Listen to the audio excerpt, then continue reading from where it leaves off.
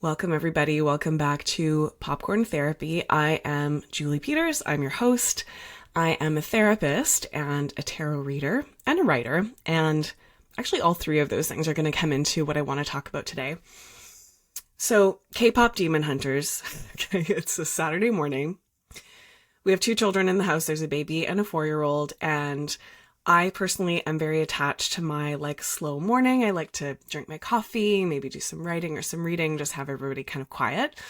And my husband says, "Ooh, K-pop Demon Hunter. I heard this movie is really good." And I was like, "Oh, whatever, fine, I guess. We can watch this if you want to." Fine. Cut to, it's been, a week since then. And this movie is on every single day. My 4-year-old is obsessed with it, to be honest. I'm obsessed with it. My husband is obsessed with it. I think even the baby is obsessed with it. It might just be my algorithm, but I feel like the internet is also obsessed with it. The music is so good. There are a couple of songs that give me goosebumps every single time I hear them, and I think I've heard them 16 times at this point. Maybe more, actually, because they're going on a loop. My 4-year-old's favorite part is the plane part at the beginning, when they are doing that awesome song. I think it's called How It's Done, while they're jumping out the plane. And Mira has that iconic line, "Fit check from a napalm era," which of course I can't get out of my head. Anyway, it's a delightful movie, beautifully animated, but that's not what I want to talk about today. There are lots of creators and thinkers and so on that have more information about things like the animation, the trivia behind the movie, the K-pop angle, which I'm not that familiar with K-pop. My husband is more so a fan than me, and the Korean culture aspect of it. There's lots of that here, but that's not what I want to talk about. I want to take my therapist perspective and my tarot reader perspective. And also I want to talk a little bit about the archetypal perspective here in the hero's journey of the mythology that's being created here, because my last set of books is all about mythology, specifically goddess mythology, and this movie actually fits right into that. So let's think about this movie. We have 3 demon hunters, okay? Into each generation, a slayer is born. Okay, this is very much within the Buffy the Vampire Slayer lineage. We have these extremely hot, cool women who happen to be really close friends, which I love about them. They're all quite complex characters, which I also love about them. They're not really one note. And they've been born into this lineage where there's a trio of singers before them who their work is to sing to create the Honmoon, which is the barrier between the human world and the demon world, and B, battle those demons when they break through that barrier, okay? So this has been happening for centuries, and our girls, Zoe, Mira, and Rumi, are just the latest iteration of these demon hunters, okay?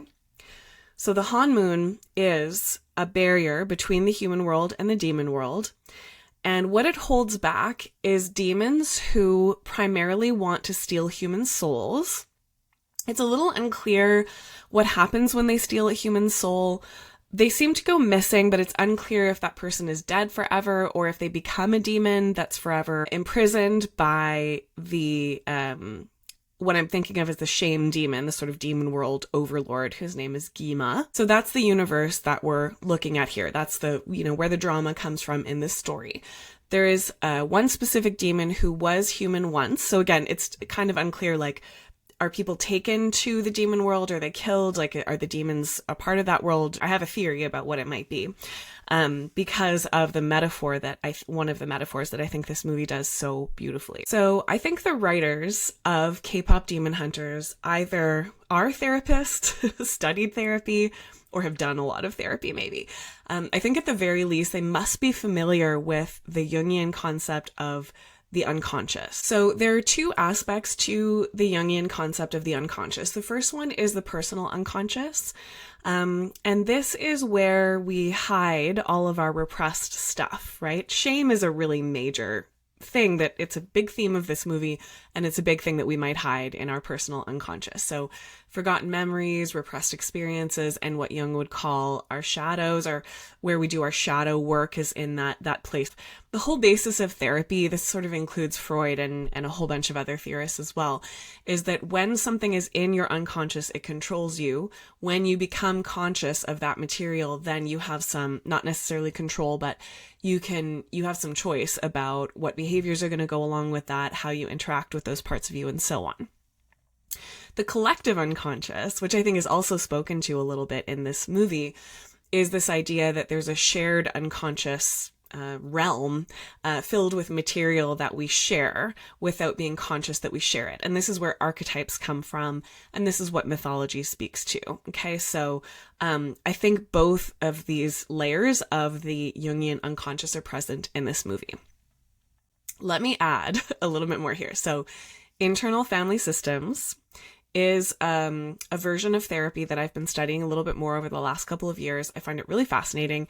It's basically the idea that we have many parts to us. So rather than going to therapy and saying, you know, I have a problem with my drinking, I want to fix myself in that way. The phrasing here would be more like, okay, let's get to know the part of you that drinks. What's going on with that part? What is that part trying to do for you? I really like the IFS concept and its creator, Richard Schwartz, because it's a really, really deeply compassionate perspective that says all of our parts are valid, all of our parts have important information. They're all sort of trying to work for us and trying to help us. And the work that we can do in therapy is integrating those parts together, getting them to talk to each other, and getting them interacting with what in IFS is called the self, the capital S self. And this is a concept that we all have sort of a central core person within us that is compassionate, creative, kind, generally positive, core sense of who we are. That's the one piece of IFS that I sort of have questions about, but that's a philosophical conversation for another day. So what the parts do in IFS language, there are exiles, okay? Let's think of these as the demons, all right? So the exiles are wounded parts of us that are often young parts, like child parts, not always, but often, that are repressed, right, in that unconscious sort of sense. The work of the protector parts do what the hunters do. They create a barrier between the exiles and the conscious self, okay? They create that Honmoon, all right? So these parts will do things like people please, get a lot of work done really quickly so that certain thoughts and images can't sort of rise to the surface. These parts will do all kinds of things to keep the self functioning, to keep the self safe, to prevent this kind of unconscious material from rising up to the surface and disturbing the functionality of that self based on a series of self-beliefs and so on. So that's the sort of first line of defense, is the barrier between the unconscious and the conscious self, what we can look at as the Honmoon. So the hunters play the role of protectors, keeping the exiles, the demons, at bay. The second role that you will find with parts is what's called in IFS firefighters. So they're really also trying to protect, but the firefighters basically come forward when an exile has busted through that barrier. So when a demon has broken through that barrier and come to the conscious mind, the role of the firefighter / hunter will be to fight, okay? So these are more extreme parts that will show up to push that unconscious material back down. So this is where we see behaviors like addiction. And I will speak a little bit to my therapeutic perspective on addiction. This is maybe a little bit of a controversial opinion, and it is totally fair if you have different sort of ways of looking at it. But basically, the traditional perspective on addiction is the AA model and other models that are similar to that focus on abstinence as the solution and the end goal. Okay, so quitting, stopping using, whether it's alcohol or whatever substance or behavior, that's the goal. And once you've done that, you've achieved basically what you need to do. So I have nothing against abstinence itself. Like if that's what someone needs, if that's what allows someone to, be able to do the deeper work or stay safe in their lives or whatever it is that is necessary. Yes, abstinence is important there. And I am aware that AA is not just about abstinence. And it's actually not even just about the 12 steps. I think for me, a little bit of a sidebar here, but what's so powerful about AA is actually the community. I love the concept that the opposite of addiction is not sobriety. The opposite of addiction is connection. And that concept comes from a writer called Johann Hari. So the idea here is that the addiction is not in and of itself the problem. The addiction is actually a symptom. Or the addiction is the firefighter, right? The addiction is the one fighting the demons. The addiction is the one trying to calm and soothe the traumas that are getting triggered, right? So anyone who's been close to addiction knows, like, addiction is more dangerous when a person is under stress, when something has been triggered from childhood, whatever it is. It's like those firefighters need to come and quiet that pain. And so they fight to push those demons, is a word that we use often in therapy or personal growth work or whatever it is, like, fighting my own personal demons, right? In the dark night of the soul. This can be what addiction is about. So we see Zoe, Mira, and Rumi doing those two things. They sing to maintain the barrier between the demon world and the human world. And when and if those demons, those exiles, make their way through the Honmoon, they get their swords out, they get their weapons out, and they fight these demons to push them back into that realm of the unconscious. So there are a lot of really beautiful moments. I think that this movie explores these themes to the point that I expected a different ending than what actually there was in this movie.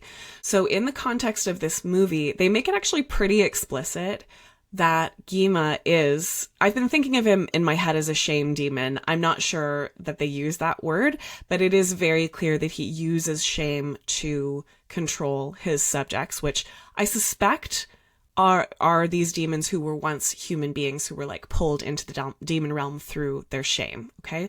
The way shame is expressed in this movie is absolutely the way most of us experience it, which is like a voice in the head, right?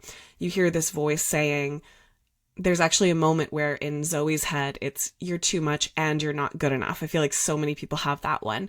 For Mira, it's you don't deserve to have a family. Like, how could you think these people would be your family? And when those voices try to go into Rumi's ears, they actually repeat the words that she had earlier said to Jinu, which is something like, I'm a mistake. I was born a mistake. I've been a mistake from the moment I was born.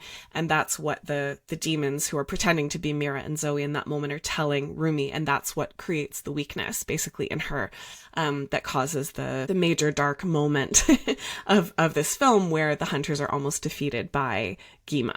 Okay, so he will say that shame phrase and then he'll say, I can give you a family, or I can make you feel good enough, or I can, make you feel not so alone, or whatever it is. And that's how he draws people in. Shame totally works like that, right? Shame wants you to be close to it, and it wants you all to itself, right? I think there's something really interesting about shame that we also see happening in this movie with Jinu. And Jinu feels a lot of shame about what happened with his family. The story is that he essentially sold his soul to Gima for musical ability so that he could be allowed into the palace to, get food, basically to survive is what he needed to do. And he left his mother and sister behind, and he feels this incredible shame about that. So when you have guilt about something that you've done wrong in the past, the guilt can say, and I'm talking about healthy guilt. Guilt is a whole other topic, but when you have a healthy guilt about it, you can say, ooh, I wish I hadn't done it that way. I would like to learn from that experience and do it a different way. I feel I have the capacity to repair, and I would like to try to repair my mistakes with the people that I care about. Okay, that's healthy guilt. Shame doesn't work like that. Shame says, oh, you've done something bad. That's because you are bad. You're a bad person to your core, and you're never going to be anything else. And the key part here is, so there's no point in trying any harder. Okay. And there are a couple of moments that happens, but I think it's specifically with Jinu that we see that where he has this hope, like maybe I could, help Rumi to bring the Honmoon back, and maybe I could be saved, or I could be free, or I could forgive myself for what I've done.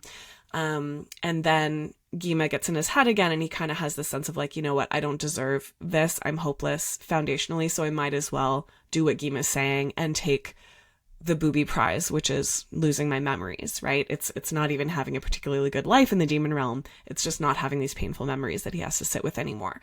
So that's the promise of addiction, right? Addiction says, come with me, I'll make you feel less alone, right? Come with me, I'll make you feel in control, powerful, whatever it might be. Like often the substances and behaviors that we're addicted to them because there is an incredible pain that we feel, and that substance or behavior gives us exactly the antidote to that feeling that we want. But it doesn't actually allow for that repair and change, right? It doesn't allow for us to go through what Resmaa Menakem would call the clean pain of healthy guilt, right? Of feeling like, ooh, okay, I've done something wrong. Like, I need to do something about it. I'm going to let myself sit with this clean pain. So much of the work I do in therapy is not about what Celine is often telling the girls to do, which is, hide your fears, hide your flaws, fix it or hide it, like make sure nobody sees it, cover up your patterns, right? She's always saying to Rumi, there's a moment where Rumi confronts Celine about all of this, and she's saying, you didn't really love all of me. You only loved the parts that were palatable to you, right? Like you would always want to cover up her patterns, right? The marks she has because her father is a demon. And oh my goodness, we need more of that story, obviously. But this is all we get for this first movie, and I suspect there's going to be a lot more. So some people think that the traditional purpose of therapy is to fix, and for some types of therapy it is. For some people that is the goal, but IFS and many other forms of modern therapy, somatic work, certainly my perspective, it's not about fixing these things. It's about coming to understand them, coming to befriend them. And I think for me, a lot of my yoga and meditation mindfulness practices have been about learning to tolerate the difficult emotions that rise up from beneath so that we don't need to reach for those addictive substances or behaviors to push them back down beneath the barrier, right? So I think it's really intentional that the word that's used to describe Rumi's markings is patterns, right? Anyone who's a demon has patterns. That's how they identify that someone either is a demon or is connected to the demon realm in some way. They don't use the word marks or scars or any other word that they could use. They speak to patterns. And so again, this is a therapeutic perspective here. Patterns is a word that we might use in therapy, right? It's my pattern of behavior. It's what I keep doing over and over again. Why do I keep doing the same thing, expecting different results or whatever it might be? Addiction is a pattern, right? The barrier is held in place. The exile threatens to rise up from the barrier. The firefighters come in, put out the fire, and everything goes back to the way it was before, right? It's a cycle. It's a pattern. In this movie, I think there is a pattern that needs to be healed differently from how it's healed by the end of this movie. So the pattern is hunters sing to create the barrier to keep the demon realm away. Demons push up through the barrier through weak spots, right? Which are often created through silence, through not telling the truth, through making a mistake, through being a human being, really, and having flaws or fears, right? That need to be covered up. So the Honmoon doesn't cover it effectively. The demons rise up, the hunters fight the demons, they push the demons back down, and the cycle recurs again, right? So I think what's interesting about this is that I actually suspect that the Honmoon is the problem, okay, in this movie. I think the way this movie ended that way because this is only the first in a series of movies. I think later we're going to find out that actually, I suspect, the demons and the hunters have a symbiotic relationship. And the more the hunters continue to maintain that boundary, push the demons back into that demon place, the more they're actually cultivating the vulnerability that allows Gima his power. We'll see how this all goes within the logic of the movie. But, if I were writing this movie, this is maybe where the story would go, right? So the reason that I suspect that the demons are actually people who have been pulled into the demon realm by Gima and are under his control is because that's real, right? That's real for the world that we're in. In that experience of shame that I talked about, where it's not healthy guilt that's allowing for the possibility of connection again, it's shame that's pulling you away from connection. If you've ever been there, which if you're a human being, you have, you feel as if you retreat behind a wall, right? You retreat away from something where you're not connecting with other people, right? And it can feel like you are condemned to this place of misery that the demons do feel. There's a really key moment where Rumi says to Jinu something like, "You're a demon, you don't feel anything at all." And he says, "Demons do nothing but feel." And I think that's what often happens when someone is behind that Honmoon / barrier, which we could think of as numbness or dissociation, right? That's often how it's another protective part, right? It's like that's the barrier. That's what's trying to keep us safe. But we retreat behind that so that we can't connect, because connecting is what we perceive as what makes us vulnerable, right? So often if somebody is behind that wall, it can feel as if you kind of can't connect to them. I also think it's significant that when Rumi invites Jinu to talk, they meet on a literal wall, right? You see a literal wall that they're walking beside. I don't know Korea well enough to know like if that's sort of a place that people would know or what that would be like, but it is a wall.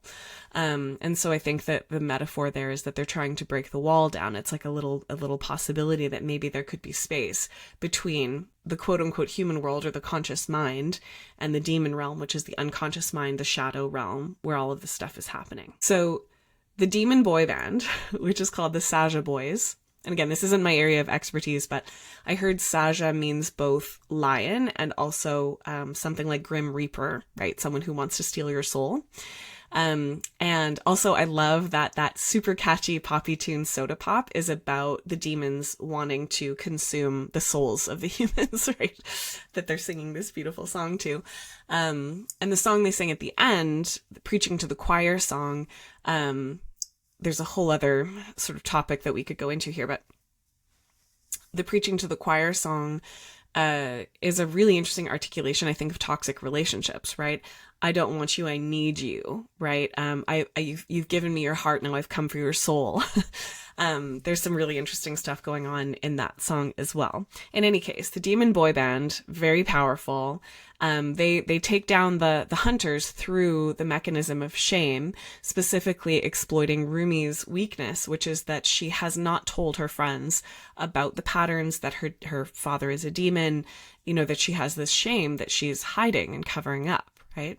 And so that's the disconnection. And Mira knows something's wrong and she keeps asking Rumi, like, what's wrong? What's going on with you? What are you not telling us? And Rumi will not take that connection because she's got the barrier, the wall between herself and her friends because of that shame, because the shame is telling her you can't share that, right?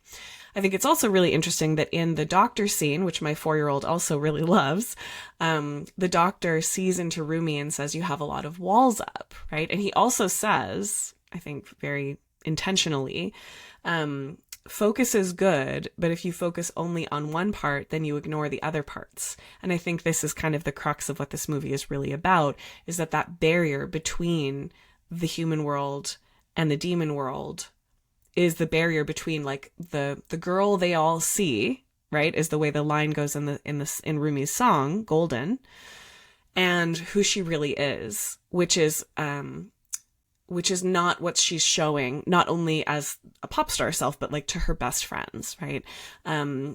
Even with Celine, who is kind of her surrogate mother, I guess, there's a disconnect around that part of her patterns. That's a part that she doesn't feel is loved, right? So that's the vulnerability that the demons exploit. So Gima comes in, he's fighting against Rumi, the Honmoon is gone, and Rumi rises up and begins to sing a new song to protect herself and to try to heal the situation. And the song is so beautiful. The salient line from it is, my voice without the lies, this is what it sounds like. The implying that I'm not going to hide my patterns anymore. I'm going to show the truth of who I am. And there's actually a goddess that I wrote about in my first book, Secrets of the Eternal Moonface Goddesses, who is a goddess of vulnerability. And she's interesting because she's naked, which is quite rare in the tradition I'm writing within. But she has, I think she's got 10 or 12 arms or something, and they've all got weapons. So she's really, really powerful, and she's really, really vulnerable. And I think what I really learned from that goddess is that when you know your vulnerability, when you pull the unconscious matter up to the conscious, right? When you're able to tolerate your feelings of anger, grief, fear, even shame, you actually become incredibly powerful because you're the one who is in control of your vulnerabilities, or you're the one who has befriended your vulnerabilities. So they paradoxically become not vulnerabilities. Anyway, Gima is about to take down Rumi, and Jinu essentially sacrifices himself for her. He says, you've restored my soul and now I'm giving it to you. That soul then becomes the sword that she uses to slice Gima in half, distract long enough to create the new Honmoon and push all the demons back down into the demon realm. So what I find so fascinating about this is that's not the ending I expected, right? With all of this material throughout the movie about how shame prevents us from connecting, how putting up walls is what makes us vulnerable, how, the problem is keeping the secrets and so on, and that the way towards healing is to be honest and true. My voice without the lies, this is what it sounds like. The Honmoon was put back in place. The pattern recurred, right? The hunters are back right where they were at the beginning, where the hunters will continue to sing to maintain the barrier between themselves and the demon world. The demons will keep rising up. They'll keep firefighting those demons away, and the cycle recurs. Jinu indicates to Rumi that he is a fully feeling person, and that he's not the only one, right? That all of the demons in the demon realm are actually fully feeling, and that they're all trapped under there. She even asks one of the demons at a certain point, is it true? Are you trapped too? Like, do you actually have feelings? She's been so taught that demons don't have feelings. Demons are never nice is another line that they say at a certain point. There's been so much conditioning against the demons that Jinu is kind of giving her the possibility of thinking like, wait, maybe this isn't the whole story. And so I suspect that there are going to be more movies here, and I hope there are. I love this movie so much. But I want to see the movie that shows that the Honmoon is the problem, that the hunters have actually been exacerbating this issue, and that healing is not going to be possible until the Honmoon can be taken down and the demons can be connected to for rehabilitation, so that they can become the full humans that they were all along. And so that humans have the capacity to feel shame without having this vulnerability to having their quote unquote soul be stolen by shame, right? So I feel like this metaphor, I spent a lot of years living in Vancouver, BC, where there is some very interesting wealth and class disparity. Vancouver is one of the richest cities in Canada, and it also has the highest degree of intravenous drug use.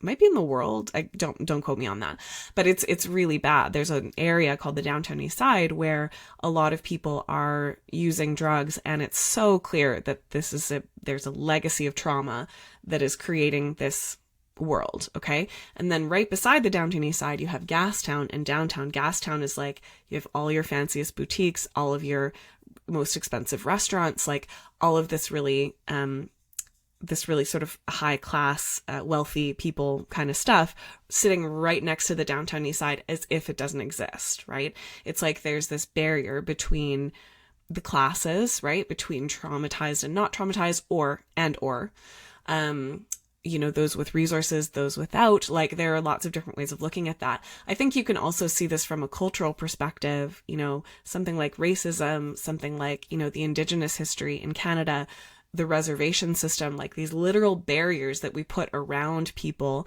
And then we teach, that these aren't people, they're demons, right? There's a lot of different words that you might have heard in these narratives around, the people that aren't really people. So it's okay to ignore them. It's okay to hurt them. It's okay to sort of brush them under the rug. And then the others that are considered to be, good enough or okay are the ones that can live in the light, right? So I have to reflect this back a little bit to the tarot work that I've been doing lately, and the concept that the demon realm. So in the narrative of the tarot, the major arcana of the tarot, the way I think of it, and the book that I'm writing about it right now, is that the Fool journeys through the major arcana of the tarot, and it's the hero's journey, right? He begins at this place of innocence, and he's drawn through a series of circumstances into different kinds of lessons, different kinds of experiences, meets different people, and there is an underworld moment. There has to be, right? When my 4-year-old was getting upset because, Rumi and Mira were fighting and Huntrix broke up, and, everything seemed really dire, and he was getting really upset, and he said, rewind it, go back to the plain part at the beginning. And I said to him, honey, this is just the dark part of the story. Like every story's in a circle, okay? Every story's in a circle that you're always going to go down to the most difficult part, but then you go back up again. So stick with it. Like, let's keep watching the movie, and trust me, Huntrix is gonna come back up on top again. And sure enough, of course, that's what happened, right? So one of the cards in that realm, you've got the devil card, right? You've got death, the devil, and then you've got the moon, right? So the demon realm makes me think of the moon card. It's this sort of strange, dark, moonlit path kind of place. There's a winding road that leads to two pillars in the distance that may or may not be a way out, right? And I often think of the moon card, like when people pull that in a reading, that you could be in addiction or more likely some version of grief where you feel like you've been pulled away from the sunlit path where everyone else is doing just fine and knowing what they're doing and they're flying down the straight and narrow, and you're the one kind of stuck on this confusing path and it's taking way longer and you don't know what you're doing there. Shame can pull you to that place as well, right? And any emotion that you feel like it's not okay to feel, like grief can create shame because our culture says, oh, aren't you over that by now? Or, you know, however it is that we hear that message. So when we're going through this journey, which the tarot major arcana reflects the life journey that many of us go on, especially if we're interested in not just existing behind that barrier and like learning more about ourselves and evolving, this is the moonlit path, right? And we have to walk this path. And just because it's strange and dark doesn't mean it's bad, right? Actually, there are gems and riches there. So my suspicion is that as this story evolves, which there's so much intelligence, I think, in the way this movie was written that, yeah, I want to see a different kind of ending where it turns out that the Honmoon was the problem all the time and the hunters actually work to destroy it so that they can rehabilitate the demons instead of just keeping them at bay, right? So it's really the value of being in that dark night of the soul, being in those dark places in our lives and being able to rise back up to the surface, okay? I'm talking about cycles here, patterns. And one other piece that I found really fascinating is that, okay, so we're talking about archetypes, we're talking about the Jungian unconscious. I've also been writing books about goddess stories from all over the world. And what's been so interesting to discover about many of these goddess stories is that you often have a goddess who is all powerful, except she's usually not powerful over death. Okay. So Inanna, ancient Mesopotamian goddess, she travels to the underworld, you know, that dark night of the soul and so on. And she thinks she can take it over, but she can't. And she actually dies down there, which creates winter in the above world. She eventually survives. She rises back up to the above world, but winter's there to stay. Like she doesn't, things don't go exactly back to the way that they were before. If you think of Persephone and Demeter, it's the same sort of story where Persephone is abducted to the underworld. Again, Hades is underworld. And eventually she does come back up to the above world, but at the cost of winter, right? That's seasonal cycle of life, death, and rebirth that has always been associated with the goddess in the past. Even the Christian Christ mythology is that Christ has to go to the underworld. He has to die, you know, in order to save sinners and so on, right? In order to be the Christ, essentially to be the God that he is, he has to die and then is resurrected. He's reborn, and he's not reborn to like hang out with his friends and keep teaching and doing the same thing. Like he's sort of reborn in a spiritual way, leaving the goddess figure, which in my conception is Mary Magdalene and Mother Mary, to grieve, right, this God that they've lost forever. That Christ story fits into a long lineage of goddess stories where the goddess has lost her love to the underworld. And with Inanna, it was her husband Dumuzi has to go into the underworld in her place for a while. With Isis and Osiris, that's another story where the god is killed and he ends up living in the underworld forever. He becomes sort of the god of the underworld, but he can't stay in the above world with his love Isis. There's a story from Celtic mythology, Arvid and Miek. There's many of these stories where the god has to die, and the metaphor is the god dies. It's a solar metaphor, right? Like at the winter solstice, the sun dies and then it's reborn again. And that allows us to have this cycling of seasons. Anyway, Jinnu fits into this mythology, right? If we think of Rumi as this goddess, right? This huntrix, who has these abilities to have power over that above world. and then Jinu is her love, right? But she can't keep him there. She has to lose him in order for that cycle to continue, that seasonal cycle of create the barrier, demons pop through, fight the demons, push them back down, recreate the barrier, and so on. And so maybe this cycle is a problem, right? Maybe the cycle itself needs to stop, which is why I wonder if in future movies we're going to see some interesting stuff about how maybe Celine is not as good as she seems, right? Maybe the Honmoon is not so good as it seems.